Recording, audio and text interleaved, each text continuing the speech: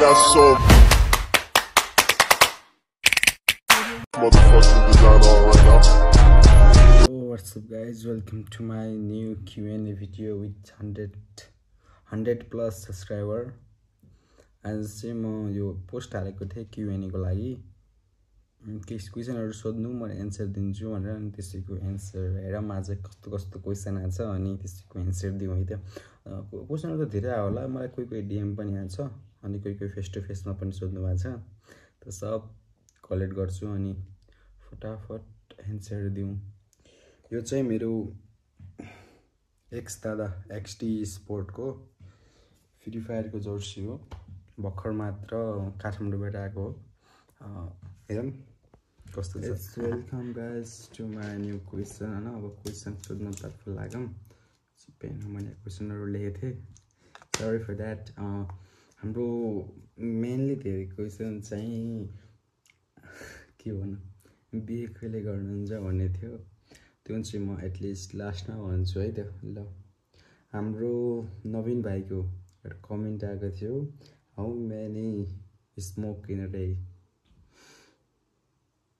हेर भाइ स्मोक त हैन हैन म दिनको 2 पटक चाहन्छु स्मोक चाहिँ म कहिले पनि गर्दिन गर्न पनि नपरोस् त्यही हो अरु त स्मोक त म गर्दिन त्यही भएर त्यस्तो केही नभनौं अनि वर्ष थापा हाम्रो आन्टीले सोध्नु भएको बिहे कहिले गर्ने तब जहिले गरे पनि हजुरलाई ढक्क बनाउँछु ढक्क बस्नु न हाम्रो नेपाल बादशाह भ्लग उहाँले हजुरले कमेन्ट पनि हाल्नुभएको थियो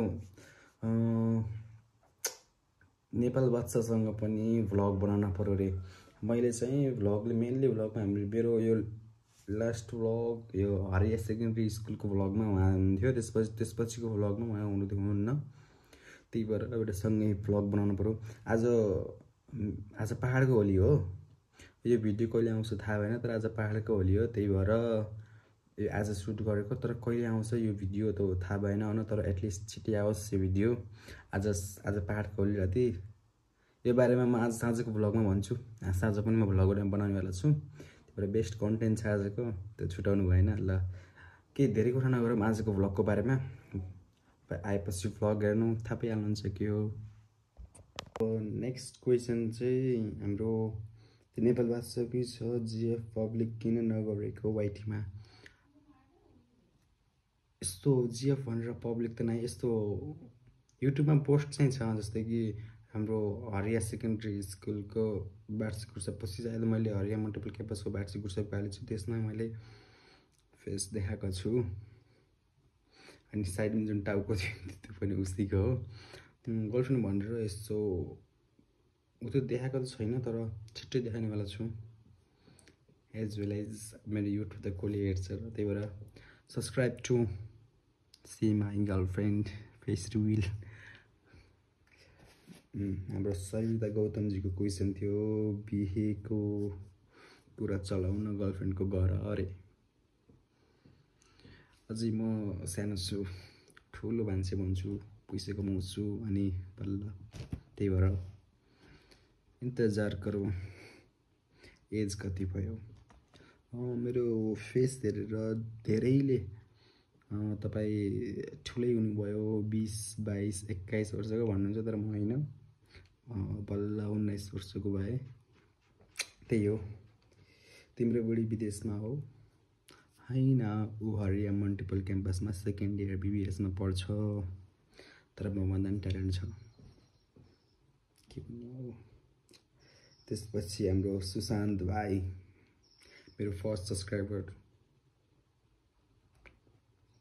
यस्तो बाहिरबाट मतलब घरको छोडेर बाहिरबाट मेरो फर्स्ट सब्स्क्राइबर हो धेरै नजिकको साथीहरु को हुन् रे मेरो नजिकको धेरै साथीहरु भनेको धेरै छन् जस्तै सिरी अनिक सुदीप अखिलेश कुशल अनि छन् अरूहरु नि छन् नरेन्द्रहरु जितेनहरु छन् त्यही छन् अब सँगै पढेको साथी हो त्योभन्दा तलको त जस्तै अब निरज भाइहरु भए अनिश भाइहरु भए मोट भाइहरु भए तिमी भयो नवीन भाइहरु भए सबै भाइहरु हुन् साथी भनेको यति हो मिल्ने साथी भनेको अब त्यति सबैसँग मिलिन्छ, भेटघाट भइरहेको छ, बोलिन्छ, त्यही हो। अनि कसरी वाइटीमा आउनुभयो र किन? मलाई भ्लग बनाउनु चाहिँ खासै यस्तो हेर्ने चलन थिएन। प्रियदेव जोशीको भ्लग हेर्थेँ, तर म यस्तो भ्लगमा इन्ट्रेस्ट कहिले पनि लागेको थिएन। अनि हाम्रो नेपाल बादशाहजीले भ्लग गर्नुहुन्थ्यो, अब आफ्नै साथीले गरेको, आफूले किन गर्न सकिनँ भनेर नेपाल बादशाहसँग इन्सपायर भएर मैले भ्लग सुरु गरेको। त्यही हो, अब किन युट्युब गरेको भन्दा यस्तो अब बोर भइन्छ, मोबाइल आफूसँगै हुन्छ, अनि केही सुट गरौँ युट्युबमा हालौँ भनेर भ्लगमा सिफ्ट भएको। अनि कहिलेकाहीँ म्युजिक भिडियो नै आइरहेको हुन्छ युट्युबमा, चेकआउट, यसको बारेमा नि म अहिले भन्छु। अनि त्यसपछि छ मेमोरेबल डे, कहिले पनि भुल्न नसक्ने कुरा। मेमोरेबल डेको जस्तो कहिले पनि भुल्न सक्दैन त्यो कुरा। त्यो भनेको यो वर्षको होइन, अघिल्लो वर्षको शिवरात्रि, जुन शिवरात्रि मैले धेरै चाहिँ चिया खाएको थिएँ, त्यही भएर मेरो फोन हराएको थियो। कति 3 बजेदेखि 8 बजेसम्म, कि 3 बजेदेखि 3 बजे थकाली चोकमा थिएँ, 8 बजे घर। त्यो बिचमा कहाँ गएँ, के गरेँ, त्यो सब केही पनि थाहा छैन मलाई। अब राम्रै भयो, घर आएँ, राम्रै छु, यहाँ छु अगाडि। भर्खर क्युएनए भिडियो बनाउँदा कस्तो फिल भएको छ? भर्खर त 100 सब्सक्राइबर छ, त्यही भएर हल्का रमाइलो पनि लागेको छ। अब 100लाई 100K बनाउने अनि क्युएनए गर्दाखेरि बल्ल राम्रो हुन्छ, त्यही भएर do must subscribe to X Dada vlog. अब नेक्स्ट क्वेसन छ हाम्रो स्नेहा शर्माको फ्रम धौलागिरी, बिहे कहिले गर्ने? अब तिम्रो साथी हो, तिमीले भन त एकचोटि, त्यसपछि मान्छन् कि कहिले गर्ने भनेर सोधाइ त। अनि सुशान्त भाइको सबैभन्दा खराब दिन कुन थियो र के कुराले हो? मेरो सबैभन्दा खराब दिन भनेको यही वर्षको हाम्रो भैली खेल्नुभयो।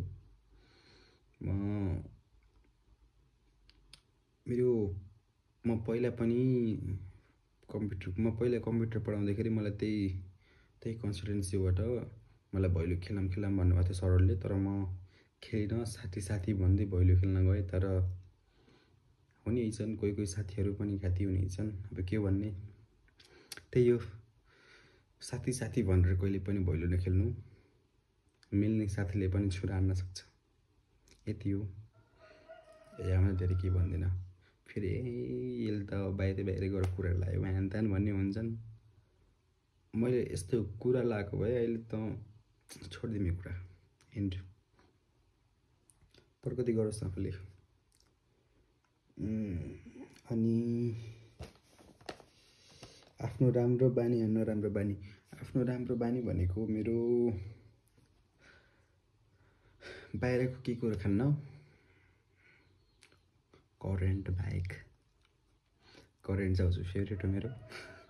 अनि त्यसपछि राम्रो बानी त के हो, जस्तै कि म सबैसँग मिलनसार छु, कसैलाई पनि त्यस्तो नराम्रो नजरले हेर्दिनँ, अनि म लोयल पनि छु।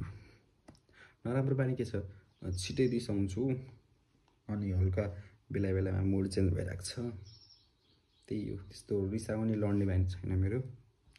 सुदीप शाहरुखको एउटा मेरो इन्स्टामा कमेन्ट आएको थियो, चुरोट किन खान्छस् रे?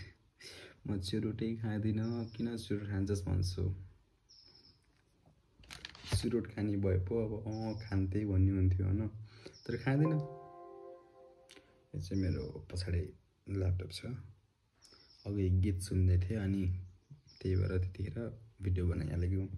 अनि एउटा हाम्रो अहिलेको गर्मीको महिना चलिरहेको अरे थाहा होला, त्यही भएर मोबाइल हिट भयो, त्यही भएर बनाउँदै 21 रुपियाँ। अनि मेरो एउटा धेरै भिडियो लामो नबनाऊँ, फेरि 150 200 पुग्ला, 200 पुगेपछि 200 सब्सक्राइबर पुगेपछि फेरि म एउटा बेस्ट क्युएनए भिडियो गर्छु, अनि बाहिर गएर माइक लिएर गएर क्वेसनहरू पनि सोध्छु, सब्सक्राइब गर्न लगाउँछु। त्यही बन्दै गर्नु होला। हाम्रो एउटा मैले आफ्नो च्यानलमा जस्ट लाइक म्युजिक पनि अपलोड गरिरहेको हुन्छु, मतलब कि धेरै होइन, 1 2 3 4 4वटा जति म्युजिक अपलोड गऱ्यौँला। त्यो चाहिँ अब त्यही आफ्नो भोइसमा किन गीत बनाउनु भनेर कमेन्ट आएर हाम्रो मिस्टर राम राणाको भर्खर सुनिराख्नु भयो होला मेरो भोइस कस्तो छ। त्यही भएर अब हाम्रो यतातिर नजिकतिर स्टुडियोहरू छैन, एउटा 4 नम्बर छ अनि एउटा बुटोल छ। बेला बेलामा बुटोल गइदिएको हुनु, त्यही एउटा गीत रेकर्ड गर्ने बुटोल मात्र के जाने भनेर मैले लिरिक्सहरू यहीँबाट पठाइदिन्छु। अनि हाम्रो साथीहरू हुनुहुन्छ उहाँहरूले फ्री आफ्नो ब्याकग्राउन्ड म्युजिक प्लस गाएर सबै गरेर पठाइदिनुहुन्छ मलाई। त्यही भएर त्यही म आफ्नो च्यानलमा अपलोड गर्छु। त्यही हो। अब यस्तै हजुरहरूको साथ भयो भने छिट्टै मैले आफ्नो भोइसमा न्यू म्युजिक भिडियो ल्याउँछु। त्योभन्दा पहिला अरूले गाएको गीतमा म्युजिक भिडियो आउँछ छिट्टै है। तर कहिले आउँछ भन्न सक्दैन, तर आउँछ छिट्टै। ल यति नै हो। अरू क्वेसनहरू के थियो, जस्ट लाइक वाट इज कम्प्युटरहरू थियो हामी सुशान्त भाइले सोधेको, अनि सिम्पल इन्ट्रेस्टको फर्मुला। मलाई म्याथ अप्ठ्यारो लाग्छ, कम्प्युटर भनेको चाहिँ अब सुसङ्ख्या। यति हो। Bye bye, see you. अब छिट्टै आज साँझको भ्लगमा भेटौँला। By by.